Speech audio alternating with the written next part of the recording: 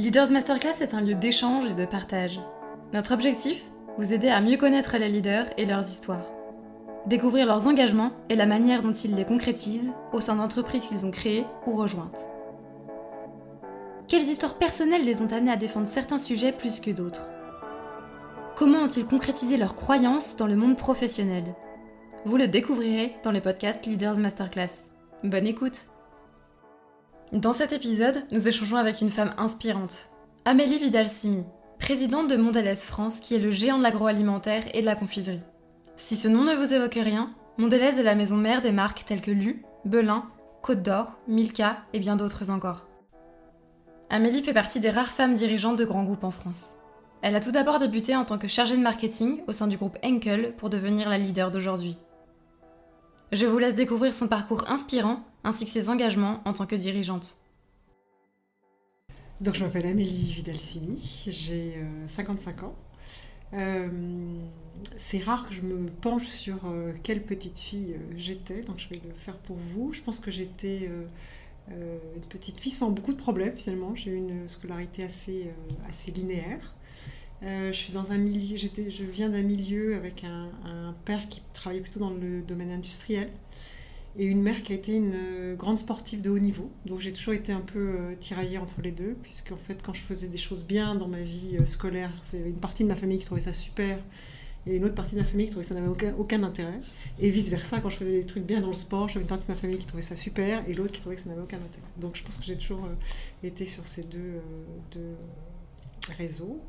J'ai eu, donc je disais, une enfance assez facile, une scolarité assez facile, et quand les choix sont arrivés pour ma vie universitaire, moi j'étais passionnée par l'histoire et je voulais être prof d'histoire.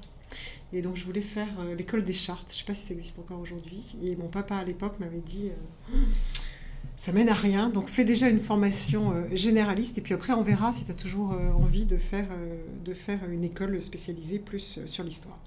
J'ai fait du coup une école de commerce et après j'ai plus du tout eu envie de faire des études, j'ai eu envie de me lancer directement dans ma vie professionnelle. Quand j'ai fait mes études, je voulais vraiment me lancer dans le marketing parce que je trouvais que c'était des métiers où on voit directement en fait l'effet de ce qu'on crée. Donc j'ai effectivement fait l'EDEC, qui est une école de commerce à Lille, et où j'étais ravie et où j'ai appris beaucoup de choses. L'intérêt était vraiment sur l'histoire. J'étais passionnée d'histoire et je trouve que c'est toujours hyper intéressant de s'enrichir de notre passé finalement, de notre passé soit en tant que société, soit en tant que personne, parce que souvent c'est prédictif de ce qui peut se passer. Et quand on voit l'actualité aujourd'hui, je trouve que je suis toujours très sensible à des moments où on se dit tiens, là on est en train de vivre un moment d'histoire. Pour vous donner un exemple concret, quand le mur de Berlin est tombé, j'ai ma meilleure amie qui travaillait dans une agence de photojournalistes et on est parti le lendemain à Berlin et j'avais vraiment le sentiment d'être au cœur de l'histoire. Et c'est vrai que je trouve que c'est des moments qui sont toujours intéressants. 20 ans, 30 ans après, je m'en souviens encore de ce que j'ai ressenti ce jour-là, de vivre ces moments d'histoire. Et c'est quelque chose qui m'intéresse vraiment.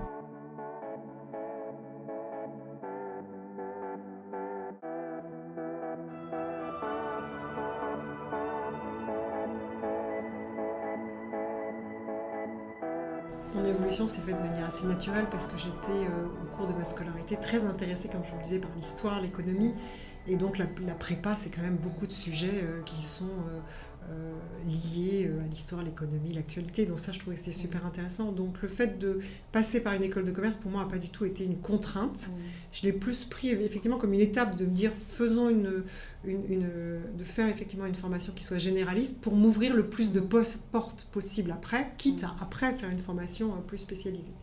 Et du coup, la prépa, je ne garde pas un mauvais souvenir. Je pense que c'est une vraie formation, et finalement beaucoup plus que l'école de commerce, parce que je trouve que ça apprend à travailler. Donc c'est d'une intensité extrêmement forte. Mais donc je ne peux pas dire que je me sois épanouie pendant ces années, mais je ne regarde pas un mauvais souvenir non plus. Je pense que ça m'a énormément appris. Et je l'ai fait de très bonne volonté, de manière assez naturelle. Pour moi, c'est des années qui sont super... je garde un excellent souvenir parce que c'est quand même des années après la phase d'école de préparation qui est quand même assez intense. Les années d'école de commerce sont plutôt des années assez faciles finalement. Donc j'en garde vraiment un excellent souvenir. J'étais très impliquée dans les associations et j'étais notamment impliquée dans une association, je ne sais pas si elle existe encore, qui s'appelait les Étoiles de la publicité, qui était une compétition sur des publicités d'annonceurs où on remettait des prix et j'étais trésorière de cette association. Mais c'était un domaine qui m'intéressait déjà et du coup, je trouve que c'est effectivement une des forces d'une formation comme l'EDEC, c'est d'être très pragmatique, très concrète. Et moi, ça correspond vraiment à un trait de ma personnalité. Je suis quelqu'un de très concret, très opérationnel et j'aime pas me perdre dans des élucubrations très très intellectuelles mais qui crachent pas de résultats à court terme. Donc je pense que je me suis rendu compte effectivement de l'adéquation que j'avais finalement avec ce type d'études. Donc ça s'est plutôt bien passé. Je regarde vraiment un très très bon souvenir. Je suis quelqu'un de très pragmatique, qui a le sens du réel, du concret et qui a besoin de voir les choses. Je ne suis pas une intellectuelle. Je suis vraiment quelqu'un qui a besoin de voir de quoi on parle. Et je trouve que c'est pas un hasard. Dans ma carrière, on m'a proposé parfois de travailler sur des services. Et moi, j'avais besoin de voir des produits finalement. J'ai besoin vraiment de comprendre de quoi on parle. Je suis quelqu'un de très très concret.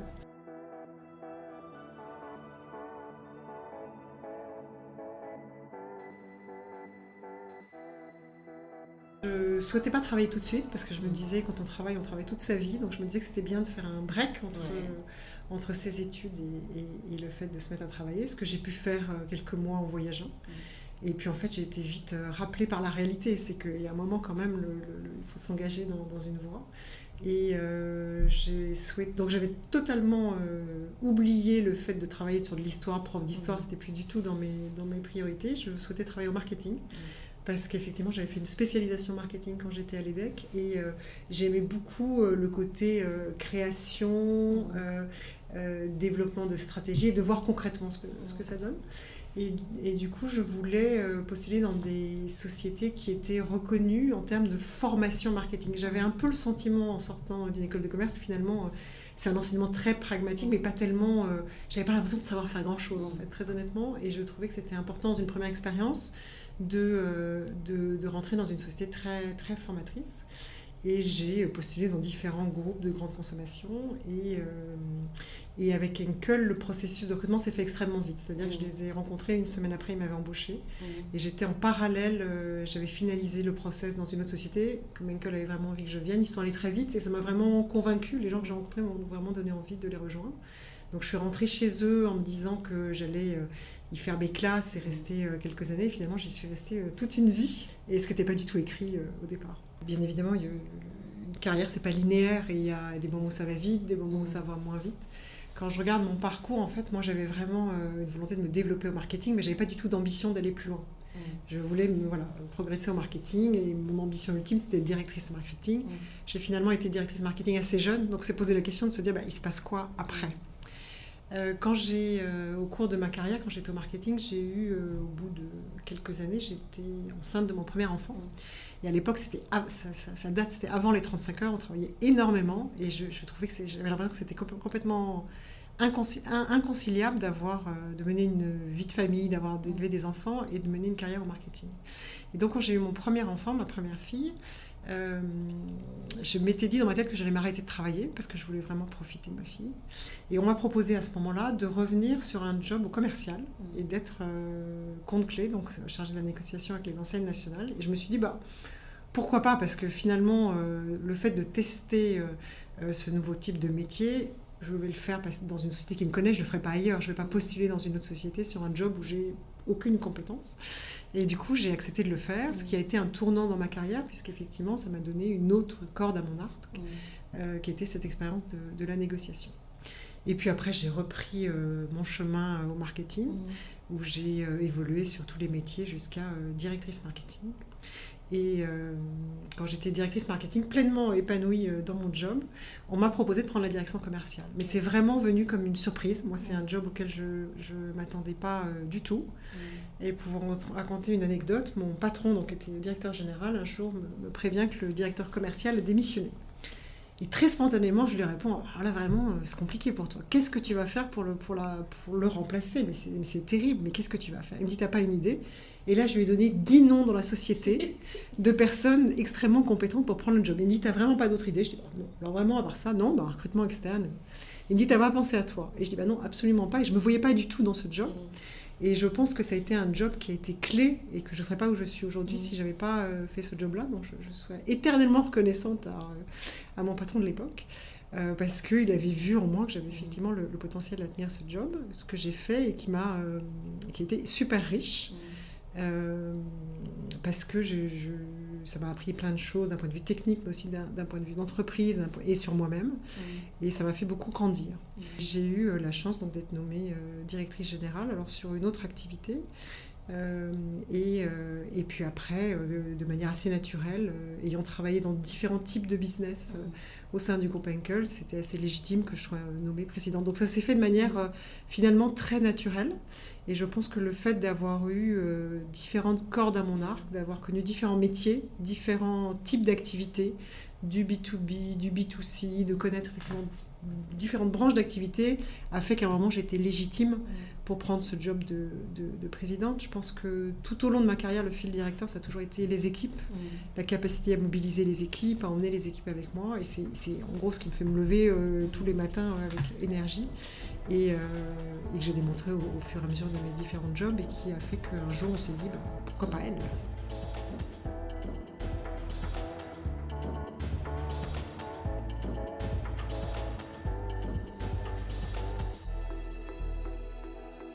Ma conviction, c'est ce qui fait la différence entre les sociétés, finalement, c'est les gens, c'est les équipes. Parce que beaucoup de sociétés ont des très belles marques, des process qui fonctionnent, des stratégies, etc. Mais finalement, la différence, c'est les gens, c'est la capacité à vraiment s'engager ensemble sur des projets.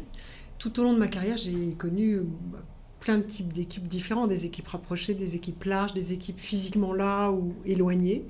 Mais je pense que le point rémanent qui est toujours récurrent, c'est le fait d'être proche des gens. Mais ça fait partie de ce que je suis vraiment dans la proximité, dans la confiance. Et moi, c'est vraiment un de mes leviers de motivation, c'est de travailler avec les équipes. Je ne suis pas du tout je décide, vous exécutez. Je ne suis pas du tout dans ce style-là. J'ai besoin de me nourrir de la connaissance des équipes, des recommandations des équipes. Je suis vraiment dans un management très participatif. Et je suis... alors, autant que faire se peut, mais je suis très lisible dans ce que je dis. Quand je pense que c'est bien, je le dis. Quand je pense que ça ne va pas, je le dis aussi. Je ne suis pas du tout dans un jeu politique, de calcul. Je suis vraiment dans la transparence. Alors, autant que faire se peut, parce que parfois, il y a des sujets, ça n'est pas possible.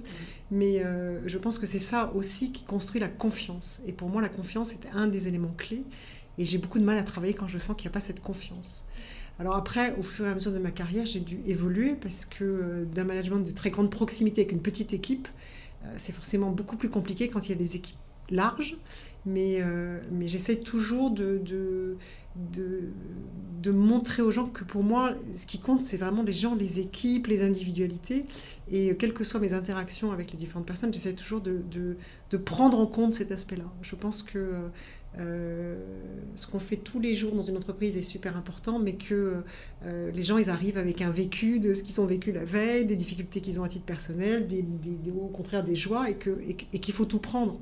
Et que du coup, mon intérêt pour les gens, c'est pas un calcul, je suis comme ça. C'est mon driver, et je pense que c'est pour ça je pense que quand on est authentique, c'est ça le mot que moi je pense que je suis quelqu'un de très authentique, donc c'est très facile de lire en moi, on voit tout de suite si ça va pas, et cette authenticité, je pense que quand les gens la comprennent, c'est ça qui crée un lien et qui donne envie aux gens effectivement de s'engager avec moi. Ce que je dis toujours, c'est si vous m'aviez rencontré il y a 1 an, jamais je vous aurais dit je serais dans une autre société à telle date. Donc c'est venu de manière très naturelle finalement. J'étais consciente que mon évolution chez Henkel n'était pas évidente parce qu'il fallait que je bouge à l'international et que je n'étais pas prête à le faire pour des raisons personnelles. Parce que j'ai des enfants et que c'est un pilier super important de ma vie et que je n'étais pas prête à transporter toute ma famille parce que je pense qu'ils ne m'auraient pas tous suivi. Donc je n'étais pas prête à le faire. Et du coup, dans ce contexte-là, je savais que j'étais arrivée au maximum de ce que je pouvais faire chez Henkel en France et que mon évolution n'était pas évidente tant que je n'accepterais pas de bouger au niveau international. Et je le vivais très bien parce que j'étais pleinement épanouie dans mon job et je me posais pas plus de questions que ça. Et je me disais, j'arrivais à un âge finalement où peut-être que le plus gros de ma carrière est derrière moi, mais je le vivais très sereinement. Et en fait, Mondelez est venu me chercher, m'a approché. Au départ, j'ai plutôt répondu négativement en disant non, moi je suis très bien dans ce que je fais, je ne vois pas bien ce que vous me proposez. Puis au fur et à mesure, l'intérêt a quand même progressé du fait de marques qui sont exceptionnelles et qui ont, je pense, comme beaucoup de Français, marqué mon enfance. Une marque comme Lu, une marque comme Côte d'Or, Milka, etc. Je trouve que c'est quand même des marques emblématiques. Et ça s'étudie quand même comme proposition. On ne peut pas jeter la proposition dès le départ. Donc j'ai accepté de continuer le process de recrutement. À un moment, j'ai interrompu le process parce que je trouvais que ça allait trop vite pour moi et que j'avais l'impression que je n'étais pas prête à prendre cette décision. Et j'ai trouvé que toutes les personnes que j'ai rencontrées chez Mondelez ont été extrêmement bienveillantes et compréhensives pour ne pas forcer le rythme et se mettre vraiment au diapason de mon rythme et de ma capacité à prendre des décisions ou pas. Et ça m'a énormément impressionnée parce que je trouvais que c'était très humain, très... et puis j'ai senti un vrai intérêt pour mon parcours et pour mon profil. Et il y a un moment, je pense très honnêtement que cette phase de Covid, finalement, m'a facilité cette décision. Parce qu'à un moment, je me suis dit, en fait, avec ce qui est arrivé dans toutes nos vies, avec le Covid, on se dit finalement, la vie, elle peut basculer en 3 secondes. On ne sait pas de quoi demain est fait. Et finalement, ça m'a donné encore plus une envie de vivre la vie maintenant. Et je pense que ça, la notion de crise extérieure a certainement joué. À 2 titres, le fait de se dire, si j'ai envie de faire autre chose, c'est maintenant et c'est pas plus tard.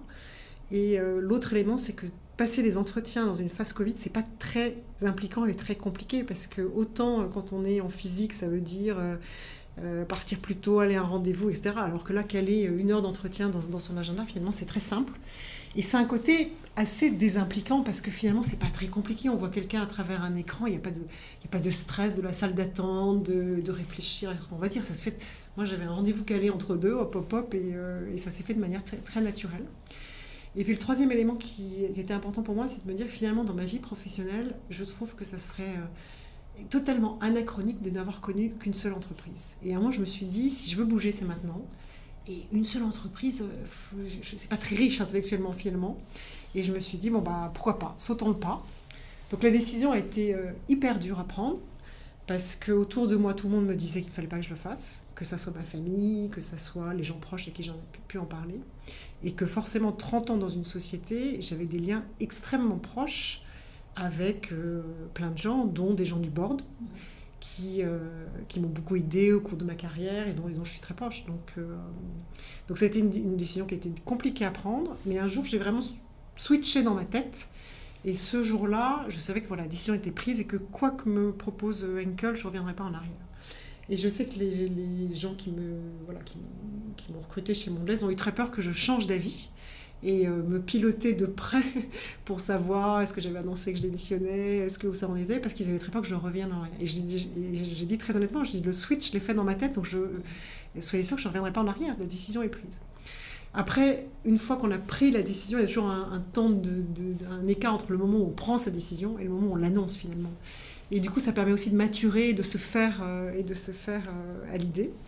Et quand je l'ai annoncé, ça a été compliqué émotionnellement parce que il y a eu énormément de surprises. Absolument personne n'imaginait que c'était possible. Ça a été donc compliqué et je m'entendais très très bien avec mon chef qui l'a très bien géré aussi, mais qui a quand même pris ça un peu comme une sorte de trahison. Mais ça s'était quand même très bien passé. Et après, quand on l'a annoncé, on a pris quelques temps avant de l'annoncer aux équipes. Et quand on l'a annoncé aux équipes, ça a été super compliqué parce qu'il y a eu énormément d'émotions. Je me souviens qu'on avait fait un call avec les 80 managers d'Henkel en France, où je l'ai annoncé, en expliquant les raisons derrière, et puis j'ai dit, mais ça va bien se passer. Et en fait, à la fin du call, j'étais en larmes. Et du coup, j'étais dans mon bureau, c'était déjà le Covid, donc chacun était dans son bureau en remote, et quand je suis partie du bureau, je suis arrivée à l'accueil d'Henkel, et là, je suis tombée sur une quinzaine de personnes en larmes. Et à la fois, c'était super dur, mais à la fois, j'ai trouvé que c'était exceptionnel en termes de témoignage de finalement ce que j'avais semé tout au long de ces années. Et donc ça a été des moments super riches émotionnellement. Et comme cadeau de départ, ils m'ont fait un truc que je trouve extraordinaire. Ils m'ont fait un livre d'or que j'ai chez moi, qui fait une énorme épaisseur, où je ne peux pas dire combien de personnes, mais il y a Henkel en France, c'est 1100 personnes, il doit y avoir peut-être 500 témoignages de photos, de messages, de poèmes, de trucs incroyables. Et je trouve que ça, c'est un cadeau exceptionnel que je garde pour toute ma vie. Je trouve que c'est exceptionnel d'avoir de tels témoignages. Et du coup, voilà, je trouve que je suis partie riche de ce que j'ai appris, mais aussi des rencontres que j'ai pu nouer. Et ça, voilà, je trouve que ça a été difficile émotionnellement. Après, moi, j'assume pleinement la décision que j'ai prise. Et ça a été finalement une très belle fin.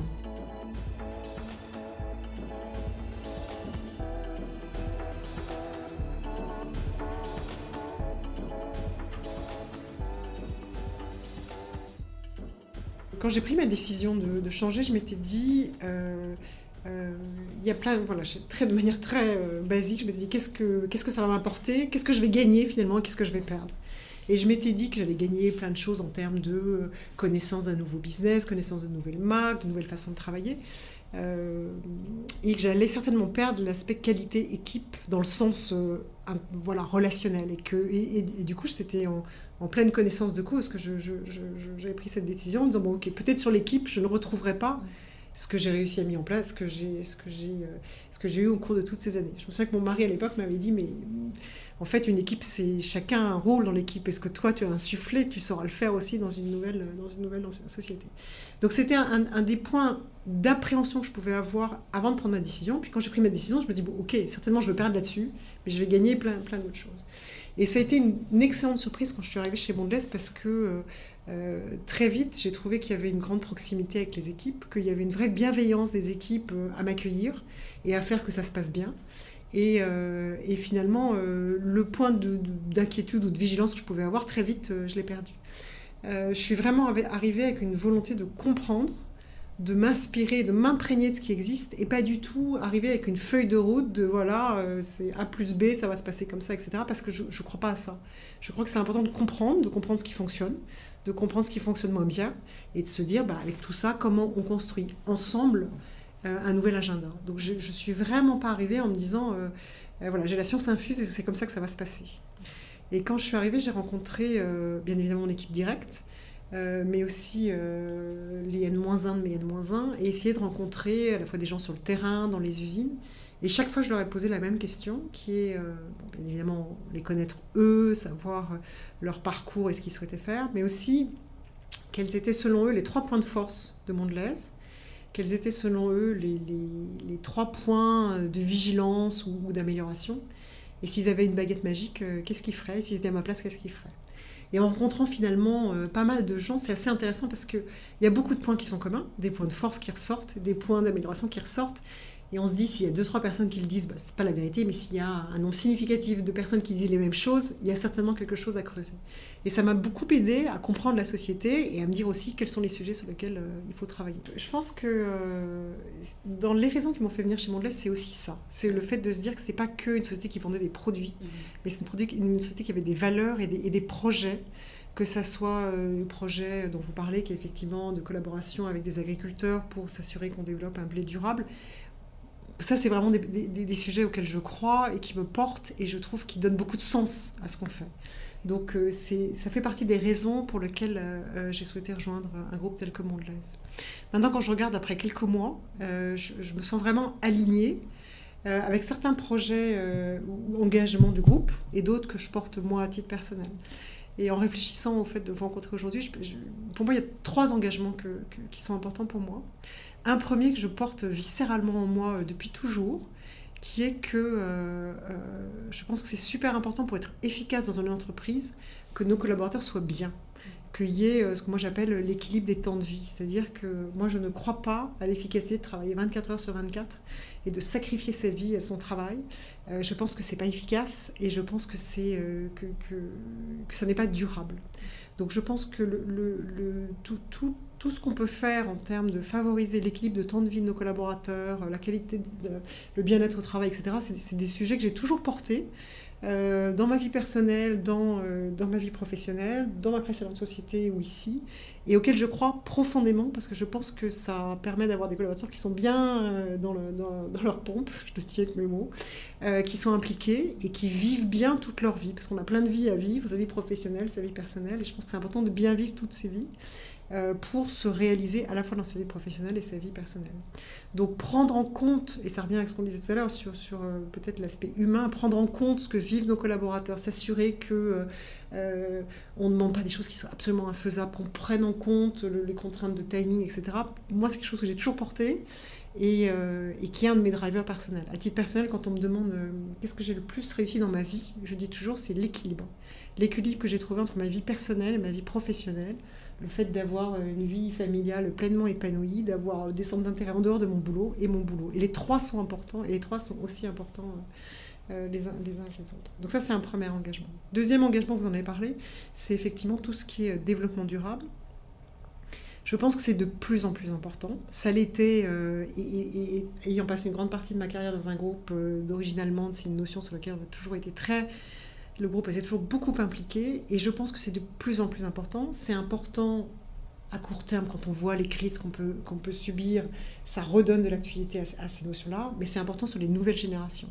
J'ai des enfants qui sont des jeunes adultes, et je suis absolument sidérée à quel point ces notions sont importantes pour eux. Et je pense que c'est clé pour notre business aujourd'hui, mais surtout pour notre business demain, de continuer à porter ces engagements-là. J'ai eu, depuis que j'ai pris mon job, l'occasion de rencontrer notamment un agriculteur quand on a fait une visite d'usine il y a quelques mois, et moi j'adore en fait le parler vrai, quoi, qu'on se dise les choses, et je trouve que c'est super riche et tellement, tellement fort d'avoir des gens qui font des vrais métiers, quoi, qui touchent du doigt des vraies choses, et du coup ça je trouve que c'est super enthousiasmant.